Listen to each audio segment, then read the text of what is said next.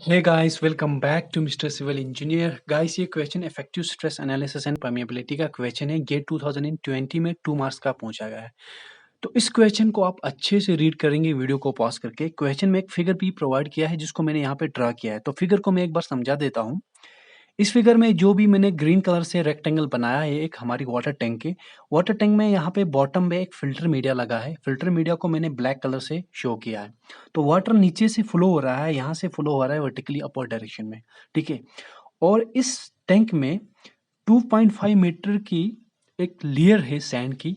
ठीक है। उस लेयर के ऊपर 1 मीटर में पानी है। ठीक है। समझ गए? बहुत सिंपल है फिगर में। अब हमें क्वेश्चन में क्या बता रहा है? क्वेश्चन में हमें बता रहा है ये जो सैंड लेयर में एक पॉइंट ए है, इस पॉइंट पे इफेक्टिव स्ट्रेस का वैल्यू कितना है वो फाइंड आउट करना है। क्वेश्चन में कुछ डाटा भी प्रोवाइड किया है। तो वो डाटा क्या है? सैंड लेयर की थिकनेस 2.5 मीटर है, वाइड रेशियो 0.58 है, स्पेसिफिक ग्रेविटी का वैल्यू 2.7 है, gamma W unit weight 10 kilo Newton पर मीटर क्यूब का है। गाइस यहाँ पे एक इंपॉर्टेंट कंसेप्ट है जिसको हमें समझ के चलना है, वो है flow of water through soil. Flow of water through soil is called seepage. And seepage में भी हॉरिजॉन्टल और वर्टिकल। अगर पानी ग्राउंड के पैरेलल फ्लो कर रहा है तो हम उसको बोलेंगे हॉरिजॉन्टल सीपेज। अगर पानी सॉइल ग्राउंड के परपेंडिकुलर फ्लो कर रहा है, यहाँ पे जैसे फ्लो कर रहा है नीचे से ऊपर की तरफ, तो ये परपेंडिकुलर फ्लो है, तो उसको हम क्या बोलते हैं? Vertical seepage. ठीक है। अब यहाँ पे हम वर्टिकल सीपेज की बात करेंगे। अगर पानी नीचे से ऊपर की तरफ फ्लो कर रहा है तो हम उसको बोलते हैं वर्टिकली अपवर्ड सीपेज। ऊपर से नीचे की तरफ फ्लो करेगा तो वर्टिकली डाउनवर्ड। अगर पानी का फ्लो अपवर्ड हो रहा है, if flow of water H2O is upward, तो क्या होगा? If flow of water is upward, then effective stress sigma dash क्या होगा? डिक्रीज होगा। ठीक है। कारण बताता हूं साथ में, उससे पहले मैं आपको ये भी बताऊंगा। If flow of water is downward direction में होगा, देन क्या होगा? Then effective stress will increase. How? I will tell you. सबसे पहले यहाँ पे इफेक्टिव स्ट्रेस कैसे डिक्रीज हो जाता है? जब फ्लो ऊपर की तरफ होता है। देखो, आपको पता है इफेक्टिव स्ट्रेस क्या होता है? सॉइल के ग्रेन्स की वजह से जब ये ग्रेन्स एक दूसरे के ऊपर बैठ जाते हैं तो ये एक फोर्स, एक लोड अप्लाई करते हैं इनकी। जैसे यहाँ पे फर्स्ट लेयर का जो पार्टिकल है, ये किसके ऊपर बैठा है? इसके ऊपर बैठा है। तो यहाँ पे एक लोड अप्लाई हो रहा है इस पार्टिकल में। ठीक है।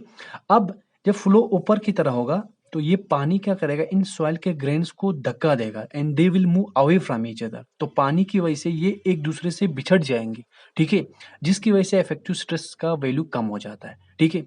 और यहाँ पे जब फ्लो डाउनवर्ड की तरह होगा, ऊपर से नीचे की तरह होगा, तो ये पार्टिकल्स सॉइल ग्रेन्स क्लोज आ जाते हैं। तो क्लोज जब आ जाएंगे, इफेक्टिव स्ट्रेस का वैल्यू बढ़ जाता है। ठीक है। ये कंसेप्ट। होप गाइस आपको vertically upward flow and vertically downward flow की वजह से इफेक्टिव स्ट्रेस में क्या इफेक्ट पड़ता है वो कंप्लीटली समझ में आ चुका होगा। अगर हम बात करें पॉइंट ए पे हमें क्या निकालना है? पॉइंट ए पे इफेक्टिव स्ट्रेस निकालना है ड्यू टू अपवर्ड फ्लो। तो क्या हो जाता है? टोटल स्ट्रेस मैंने सीपेज प्रेशर।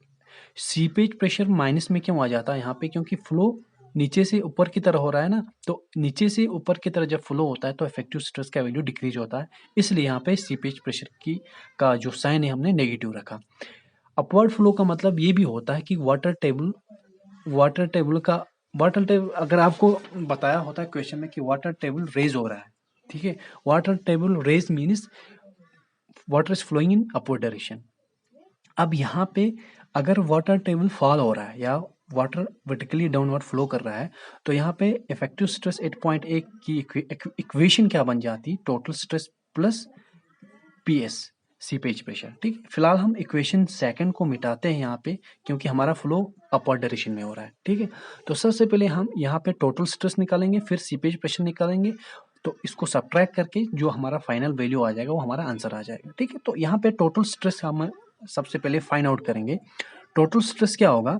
देखो, इस पॉइंट ए के ऊपर कितनी सैंड है? 1.5 मीटर की सैंड है। ठीक है। अगर हम अच्छे से देखेंगे, टोटल सैंड की थिकनेस क्या है? 2.5 मीटर, और पॉइंट ए के नीचे कितनी सैंड है, 1 मीटर की सैंड है, तो पॉइंट ए के ऊपर जो भी सैंड है वो होगी 1.5 मीटर सैंड। तो इस सैंड की वजह से इस पॉइंट ए पे कुछ स्ट्रेस पड़ेगा, वो स्ट्रेस का वैल्यू हमें निकालना है। वो स्ट्रेस का वैल्यू क्या होता है, हमने पढ़ा है सॉइल के अंदर किसी भी पॉइंट पे स्ट्रेस अगर हमें निकालना होता है तो वो unit weight of sand soil कोई भी होगी उसका यूनिट वेट इनटू 1.5 डेप्थ, ठीक है, कि पॉइंट कितने डेप्थ पे है। अगर हम यहाँ पे यूनिट वेट की बात करें, कौन सा यूनिट वेट है, देखो सैंड बिल्कुल पानी के अंदर डूबी हुई है, तो सबमर्जिड यूनिट वेट की हम यहाँ पे बात करते हैं, ठीक है। तो अब यहाँ पे हमें सबमर्जिड यूनिट वेट निकालना है सबसे पहले। तो सबमर्जिड यूनिट वेट के लिए एक इक्वेशन है हमारे पास, गामा सबमर्जिड, ठीक है। तो गामा सबमर्जिड होता है G-1 into unit weight of water divided by 1 plus e, ठीक है। क्वेश्चन में हमें प्रोवाइड किया हुआ है स्पेसिफिक ग्रेविटी का वैल्यू 2.7 है, तो यहाँ पे 2.7 माइनस 1 करते हैं, unit weight of water 10 provide किया है, divided by void ratio 0.58 provide किया है। जब हम इसको सॉल्व करते हैं तो हमारा आंसर आ जाता है गामा सबमर्जिड का जो वैल्यू आ जाता है वो आ जाता है 10.67 सॉरी 10.76 किलो न्यूटन पर मीटर क्यूब। ये हमारा गामा सबमर्जिड का वैल्यू 10.76 आ जाता है, ठीक है। अब मल्टीप्लाई 3 कर देंगे यहाँ, सॉरी मल्टीप्लाई 1.5 करेंगे क्योंकि गामा सबमर्जिड हमें कितना आया 10.76 इंटू 1.5, तो ये हमें क्या आएगा, टोटल स्ट्रेस 8.8 आ जाएगा। तो ये कितना आ जाएगा हमें, ये हमें आ जाएगा 16.14 किलो न्यूटन पर मीटर स्क्वायर, ठीक है।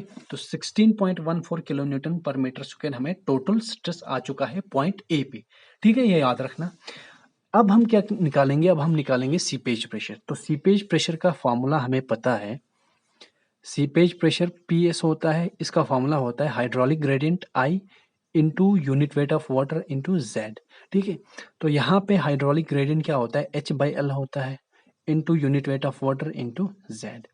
हाइड्रोलिक यहाँ पे H क्या है, हेड लॉस, तो हेड लॉस का वैल्यू हमें यहाँ पे प्रोवाइड किया है 1.2, तो 1.2 L हमारी length of soil specimen, soil कौन सी हमारी सैंड, तो इसकी लेंथ क्या है या मीन्स इसकी थिकनेस क्या है 2.5 हो, तो यहाँ पे हम 2.5 पुट कर देंगे, ठीक है guys, into unit weight of water 10 kilo Newton यहाँ पे हमें प्रोवाइड किया है, इनटू में यहाँ पे जो भी हमारी सैंड लेयर की जो भी थिकनेस है वो हम यहाँ पे पुट करेंगे 2.5, ठीक है। तो हमें अच्छे से यहाँ पे हमने सारा वैल्यू पुट किया है, ठीक है। तो यहाँ पे 2.5 नहीं आ जाएगा क्योंकि यहाँ पे 1.5 आ जाएगा, पॉइंट ए के ऊपर की हम बात कर रहे हैं, ठीक है। तो यहाँ पे 1.5 आ जाएगा, ठीक है। इसके बाद हम क्या करेंगे, जब पीएस को हम फाइंड आउट करेंगे यहाँ से, तो हमारा पीएस का जो वैल्यू आ जाएगा इसको कैलकुलेट करने के बाद 7.2 हमारा यहाँ पे किलो न्यूटन पर मीटर स्क्वायर में हमारा सीपेज प्रेशर का वैल्यू आ चुका है, ठीक है। अब क्या करेंगे, अब हमें इफेक्टिव स्ट्रेस पॉइंट ए निकालना है, वो क्या होता है total stress minus seepage pressure. Total stress 16.14 आ चुका है, माइनस 7.2 कर देंगे, तो ये आ जाएगा हमारा 8.94 किलो न्यूटन पर मीटर स्क्वायर। तो हमारा जो आंसर है यही है, ठीक है, 8.94, ये हमारा करेक्ट आंसर है। सो आई होप गाइस आपको ये क्वेश्चन अच्छे से समझ आ चुका होगा, ठीक है। तो अब हम नेक्स्ट क्वेश्चन की तरफ बढ़ते हैं।